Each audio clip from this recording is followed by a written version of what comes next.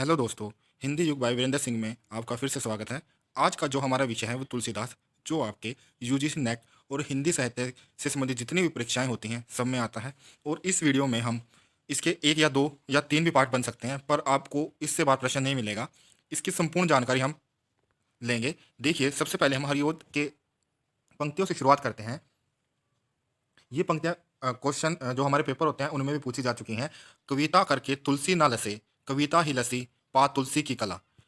राम को भज अमर ना हुए तुलसी, तुलसी को पा अमर हुए राम लला। अब इन पंक्तियों में वो ये कहना चाह रहे हैं कि जो तुलसीदास ने कविता करी, उस कविता से तुलसीदास की प्रसिद्धि नहीं हुई, बल्कि कविता की प्रसिद्धि हुई। कविता के कहते हैं कि उनके चार चांद लगे कविता के अंदर। इसी तरह ये कहते हैं कि राम को भज कर अमर नहीं हुए। वो राम को भजने के उपरांत जैसे अमर, जैसे भगवान को भजने के बाद भक्त अमर हो जाता है, पर यहाँ पे हरिओद कहते हैं कि राम को भजने पर तुलसीदास अमर नहीं हुए, बल्कि तुलसी को पाकर रामलला जो है वो अमर हो गए।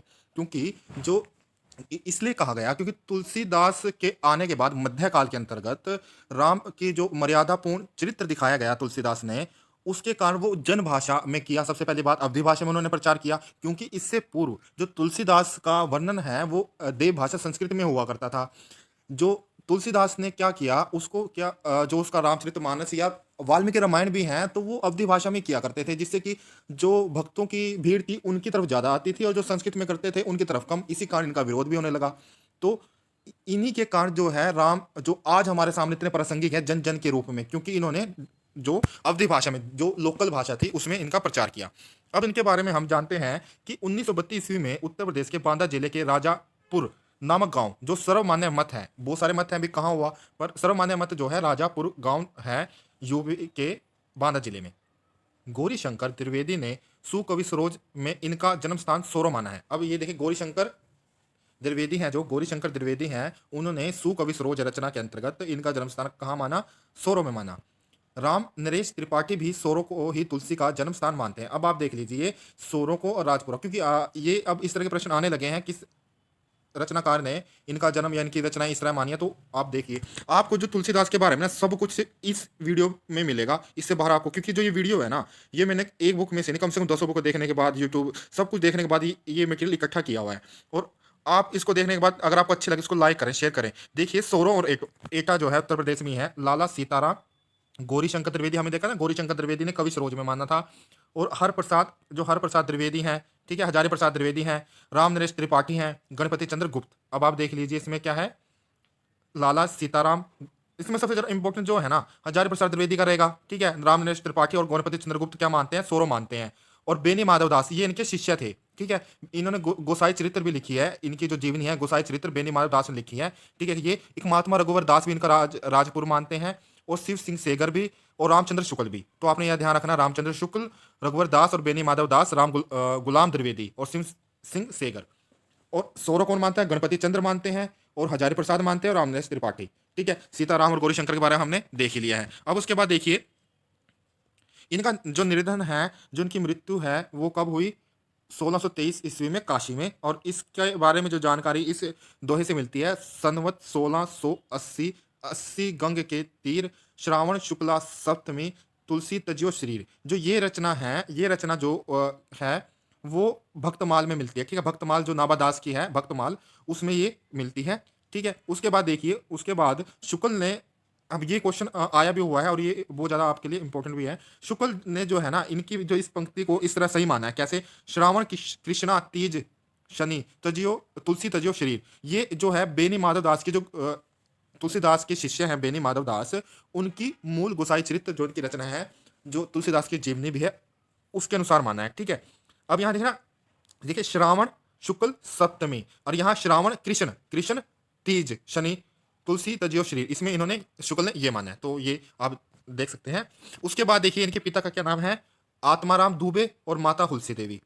इनके जो शिक्षा गुरु हैं, जो इनके अध्यापक लगा लीजिए, जिनसे इन्होंने वेदांत, धर्म शिक्षा, इस तरह की जो भी काव्य शास्त्र की शिक्षा है, वो शेष सनातन से ली। और दीक्षा गुरु जो इनके गुरु हैं वो नरहरिदास हैं, या नरहरियानंद भी बोलते हैं, ठीक है। और तुलसी जो है समार्त वैष्णव है, ठीक है। और उसके बाद देखिए इनके जो गुरु शेष सनातन थे, दीक्षा गुरु इनके नरहरिदास हैं। बाबा रघुवर दास, देखो बाबा रघुवर दास फिर आगे ना, जो इन्होंने क्या माना था, राजपुराण के माना था। इनके पिता का जो नाम है ना, मुरारी मिश्र बताया है। क्या बताया है? मुरारी मिश्र बताया है, ठीक है। और उसके बाद देखिए इनके पत्नी का नाम था रत्नावली, ससुर का नाम था दीनबंधु पाठक। पुत्र हुआ था इनका एक, जो जिसका नाम था तारापति, जो 2 वर्ष की अवस्था में निर्धन, जिसका क्या होता मृत्यु हो गई थी, निधन हो गया था। उसके बाद तुलसी का जो जन्म है वो अभूत मूल नक्षत्र में हुआ था। दासी चुनिया थी, जिसको, क्योंकि इनके जो पिता थे ना वो ज्योतिषी भी थे, और उन्होंने देख लिया था कि ये जो इस नक्षत्र में जो पैदा हुआ है तो ये हितकारी नहीं होता। इससे क्या था, माता पिता की जो मृत्यु का संयोग बनता है। तो चुनिया को दे दिया। चुनिया ने भिकारिन पार्वती को दे दिया। इनकी माता की भी मृत्यु हो गई थी और पार्वती को दे दिया। पार्वती ने इसका पालन किया। 9 वर्ष के पश्चात जो है पार्वती की भी मृत्यु हो गई। फिर ये क्या करते थे, हनुमान का मंदिर था वहां पर क्या करते थे, उनकी साफ सफाई और वहीं पे रहते थे ये।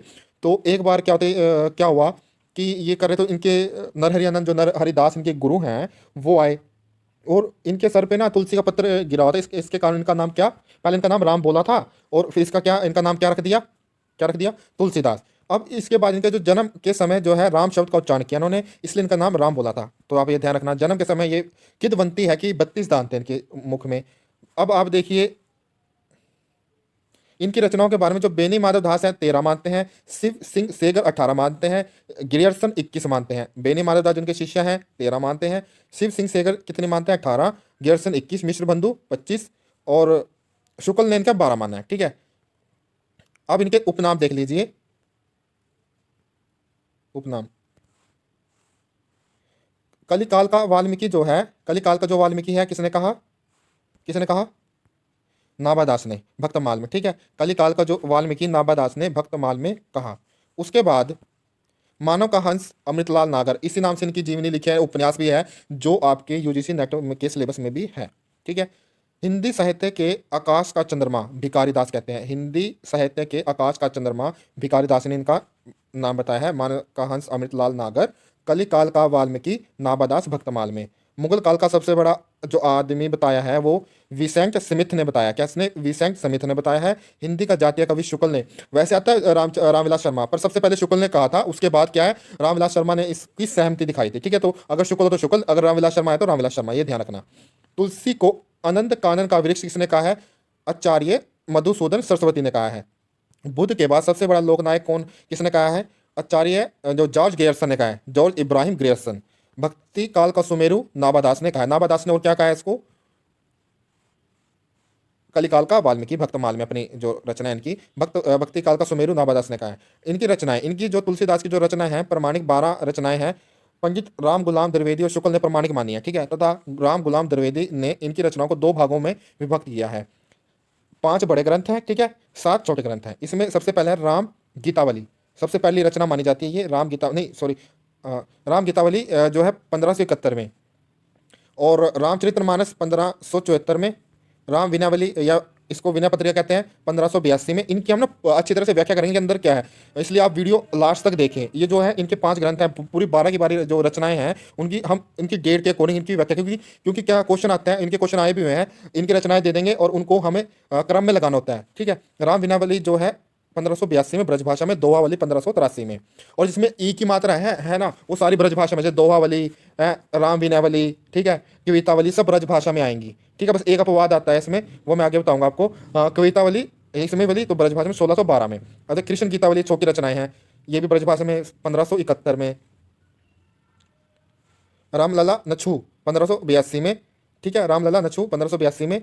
अवधि भाषा में पार्वती मंगल, ये भी क्या है, अवधि भाषा में 82 के अंदर है। रामलला नछू, पार्वती मंगल, जानकी मंगल, ये क्या है, मंगल गीत है, ठीक है, ये क्या है, मंगल गीत है।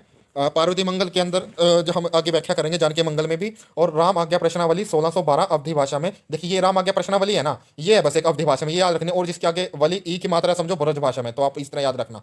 1612 में से राम चलाकर बोलते हैं, दोहा वली। इस बार एस्टेट में क्वेश्चन आए थे, शगुन अपशगुन की बातें करते हैं इसमें।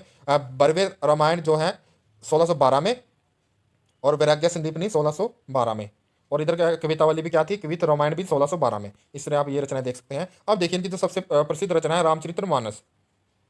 रामचरितमानस जो है, रामचरितमानस में तुलसीदास ने मानस के जो है 7 कांडों को 7 सोपान माना है। ठीक है, रामचरितमानस है, जो रामचरितमानस है वो तुलसीदास ने मानस के 7 कांडों को 7 सोपान माना है, जो कि शरीर व आत्मा को शुद्ध करने वाले मानसरोवर के पवित्र जल की ओर ले जाते हैं। ठीक है, आगे समझ में। 1574 में इसकी रचना ही थी। चैत्र मास शुक्ल पक्ष नवमी को पूर्ण हुआ था।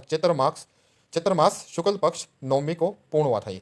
2 वर्ष 7 महीने 11 दिन में इसकी अवधि थी। 2 वर्ष 7 महीने 11 दिन। चैत्र मास शुक्ल पक्ष नवमी, नवमी का बड़ा विधान है इसमें। नवमी को पूर्ण हुआ। एक रामचरितमानस के बारे में ये कथा भी आती है कि जब ये रामचरितमानस की जो पाठ करते थे तो अवधि भाषा में करते थे, मैंने आपको बताया, और इस कारण इनके पास भीड़ ज़्यादा होती थी, पैसा भी आने लग गया था। तो क्या हुआ, जो पंडित थे दूसरे वाले वो संस्कृत, तो उन पे आक्षेप लगाने लगे कि ये तो कर नहीं सकता, ये तो गलत वो करता है, ये ऊंची जात का नहीं है, नीची जात का, इस तरह की बातें करने लगे थे। तो उस समय एक प्रसिद्ध पंडित थे जिनकी बहुत मान्यता थी, तो उन्होंने कहा भी अगर वो इसको मान्यता दे दें तो हम क्या करेंगे, तो आप सबको मानना पड़ेगा रामचरितमानस को। तो उनके पास जाते हैं, उनसे जो इसको पढ़ने के लिए या इसको प्रमाणित करने के लिए 9 दिन का समय मांगते हैं। तो 9 दिन का बड़ा महत्व है इनके उसमें। ठीक है, नवमी के दिन ही इन्होंने, जैसे कि जब ये रत्नावली ने त्यागती है या इनको वो बोलती है, जो दोहा है कि आपको शर्म नहीं आती कि आप चमड़ी से इतना मोह करते, इतना अगर मोह राम से करते तो आपको राम की प्राप्ति हो जाती है। तो नवमी का इनके उसमें बड़ा महत्व है। संवत 1631 करी कथा हरि पद धरी सीसा। ठीक है, मानस का सर्वाधिक प्रभाव जो है अध्यात्म रामायण पर पड़ा है। जो अध्यात्म रामायण है उसका प्रभाव है इस पे ज़्यादा। और उसके बाद देखिए कथानक है राम कथा के संपूर्ण जीवन चरित्र का वर्णन है इसमें। ठीक है, ये तो आपको और एक बार दोबारा देख लेते हैं। ये तुलसी का जो मानस है 7 कांड है, इसमें 7 सोपान है जो शरीर के व आत्मा को शुद्ध करने वाले मानसरोवर के जल, पवित्र जल की ओर ले जाते हैं। उसके बाद काव्य का रूप महाकाव्य है ये। शुक्ल ने मानस को लोक मंगल की साधना अवस्था का काव्य माना है। शुक्ल ने मानस को लोक मंगल की साधना अवस्था का काव्य माना है। भाषा क्या है, अवधि है। ठीक है, रस जो है सभी रसों का चित्रण, शांत रस की प्रधानता है इसमें। कुल 18 तरह के छंदों का प्रयोग है। सभी रस है, शांत रस की जो है इसमें प्रधानता है। 18 तरह के छंदों का प्रयोग है। कुल 18 तरह के छंदों का प्रयोग है। मुख्य छंद चौपाई, दोहा, कड़वक पद्धति। इसको अगर आपकी जो कड़वक पद्धति क्या होती है, कड़वक जो पद्धति है वो क्या होती है कि जो दोहा, इसमें क्या रहता है कि 7 चौपाई या 5 चौपाई, जैसे कि शायद जैसी ने 5 चौपाई के बाद, तो 7 चौपाई के बाद एक दोहा छंद आता है, तो उसे क्या कहते हैं, कड़वक पद्धति कहते हैं। और इसमें क्या रहता है कि इसमें जो है तो रामचरितमानस की जो शैली है पद्मवत शैली है। देखो मैंने आपको बताया था ना अभी, जो उसमें वो कड़वक शैली में लिखी गई थी। और देखो इसमें क्या होता है, जो छंदों की एक जो निश्चित संख्या के बाद एक छंद बदलने की पद्धति होती है। ये 7 चौपाई आई, उसके बाद एक दोहा दे दिया। ठीक है, तो ये जो है इस शैली की प्रेरणा कहाँ से मिली है, पद्मावत से मिली है इनको। कुल जो सर्ग इसमें 7 हैं जिन्हें कांड भी कहा जाता है। अब आप इस तरह याद रख लीजिए, बालकांड, अयोध्या कांड, अरण्य कांड, किष्किंधा कांड, सुंदरकांड, लंका कांड और उत्तरकांड। उत्तरकांड सबसे लास्ट वाला है जिसमें संतों की और जो ज्ञान की उपनिषदों की बात की गई है। बालकांड आपने सबसे पहले, तो बच्चा होता है तो आप ऐसे याद रखें बालकांड। अब बालकांड, अयोध्या कांड, अयोध्या ए वाले इकट्ठे हैं। दूसरा बालकांड के बाद आप याद रखिए अयोध्या, जो बालक है वो अयोध्या में था। ठीक है, बालक क्या था, अयोध्या में था। इस तरह यार सीक्वेंस आता है ना लगाना, बालक कहाँ था, अयोध्या में था। और फिर क्या, अरण्य, अरण्य क्या, अयोध्या से कहाँ गया, अरण्य जंगल में गया। ठीक है, बालक अयोध्या से जंगल में गया, बालक अयोध्या से जंगल में, ऐसे याद रखना, ए वाले 2 जगह इकट्ठे आएंगे। ठीक है, उसके बाद क्या है, किष्किंधा, जंगल से होता हुआ किष्किंधा पहुंच गया, जहां क्या था, बाली था। ठीक है, किष्किंधा, किष्किंधा में उसे क्या मिला, हनुमान मिला, तो हनुमान सुंदरकांड। ठीक है, हनुमान मिला, सुंदरकांड। फिर क्या, सुंदर हनुमान, उन्हें हनुमान कहाँ गया था, लंका गया था, तो लंका कांड। फिर क्या है, उत्तरकांड। उसके बाद चित्रकूट सभा जो है अयोध्या कांड के अंतर्गत आता है। ये ध्यान रखना, जो चित्रकूट है जो सभा हुई थी वो किस कांड के अंदर आता है, अयोध्या कांड के अंदर, जिसमें लोक नीति, वेद नीति, राजनीति का समन्वय। शुक्ल ने इसे आध्यात्मिक घटना माना है। शुक्ल ने क्या माना है, चित्रकूट सभा को आध्यात्मिक घटना माना है। बाल कांड जो है, जो बच्चे वाला कांड है, जिसमें जो बच्चा था वो बड़ा होने में टाइम लेता है, इसलिए सबसे बड़ा कांड ये है। ठीक है, किष्किंधा कांड जो है वो सबसे छोटा है। और अयोध्या कांड जो है हृदय स्थल है, क्योंकि सारा काम कहाँ है, अयोध्या ही है ना, मुख्य नगरी। और सुंदर कांड जो धार्मिक दृष्टि से सबसे महत्वपूर्ण है, क्योंकि इसमें भक्ति की व्याख्या की गई है। जो हनुमान जी जो है, हनुमान जी लंका जाते हैं, लंका से सीता जी की खबर लेके आते हैं, इस तरह की जो सारी जो घटनाएं हैं वो सुंदरकांड में आती हैं। उत्तरकांड जो है राम राज्य की कल्पना है, तुलसी की दार्शनिक विचार है और कलयुग का वर्णन है। अगर ये कलयुग का वर्णन कहाँ है, उत्तरकांड में। राम राज्य की कल्पना कहाँ है, उत्तरकांड में। तुलसी की दार्शनिक विचार कहाँ है, उत्तरकांड में। सबसे बड़ा कांड कौन सा है, बालकांड है। सबसे छोटा किष्किंधा कांड है। अयोध्या कांड हृदय है। सुंदरकांड धार्मिक दृष्टि से महत्वपूर्ण है। उसके बाद देखिए, शुक्ल ने तुलसी की भक्ति को स्वदेशी भक्ति कहा है। तुलसी शुद्ध रूप से अहेतु की भक्ति या निष्काम भक्ति को मानते हैं। अब यहाँ ये अहेतु की जो है, अहेतु जो भक्ति होती है वो कौन सी होती है, भक्ति के जो है कामना के आधार पर, कामना के आधार पर जो भक्ति के, कामना के आधार पर भक्ति के 3 भेद बताए गए हैं। एक तो हेतु भक्ति। हेतुकी बोल देते हैं या हेतु, जिसमें क्या है, जिसमें क्या करते हैं, किसी हेतु से जो है सकाम भक्ति करते हैं, ठीक है। को भी हम अगर व्रत रख रहे हैं, पूजा कर रहे हैं, भी इससे हमें भगवान ये दे दे, तो ये क्या है, हेतु, हेतु है ना, भी किसी हेतु से काम कर रहे हैं। वो कैवल्य भक्ति जो होती है, जिसमें मोक्ष की प्राप्ति के लिए बात करते हैं, मोक्ष की प्राप्ति के लिए कैवल्य काम भक्ति होती है। और अहेतु की भक्ति जो क्या तुलसीदास की है, वो निष्काम भाव से, दास्य भाव से की जाती है, इसमें कोई भाव नहीं होता, ठीक है। वो कौन सी है, अहित की भक्ति। अब रामचरितमानस में 4 वक्ताएं हैं, शिव, काकभूषणी, यज्ञवल्क्य, तुलसीदास। अब इसको जो आप ध्यान रखना, ये क्वेश्चन भी आता है, जो शिव हैं, शिव पार्वती को कथा सुनाते हैं, ये द्वितीय श्रोता है। क्योंकि जब शिव पार्वती को कथा सुना रहे होते हैं, उस टाइम एक कौवा होता है, वो सुन लेता है और आगे अगले जन्म में वो काकभूषणी बनता है और गुरुड़ जी को कथा सुनाता है। तो प्रथम श्रोता कौन है, जो है काकभूषणी है, प्रथम श्रोता गुरुड़। ये क्या है, पनघट सती नारियों के लिए। तो जो है काकभूषणी, आप इसलिए रख लेना, जो काक है, जो काका है, जो गरुड़ है, वो पनघट पे पानी पीता है, और पनघट पे पानी कौन लेने जाती है, नारियां। तो सती नारियों के लिए ये जो भाग है, ठीक है, उनको प्रेरणा देता है। जो शिव पार्वती है, जो द्वितीय स्रोत है, ये राजघाट है। जो विशेष जन है उनके लिए ये ज्ञान घाट बोला जाता है, इसको ज्ञान घाट भी बोलते हैं, ठीक है। राजघाट को ज्ञान घाट, जो विशेष संत महापुरुष हैं उनके लिए शिव पार्वती वाला, ठीक है। और यज्ञवल्क्य और भारद्वाज जो तृतीय है, वो जन साधारण आम लोगों के लिए, इसे पंचायत, पंचायत कहाँ लगती है, इसे पंचायत घाट बोलते हैं। जो यज्ञवल्क्य भारद्वाज का जो तृतीय भाग है, वो पंचायत घाट है, पंचायत।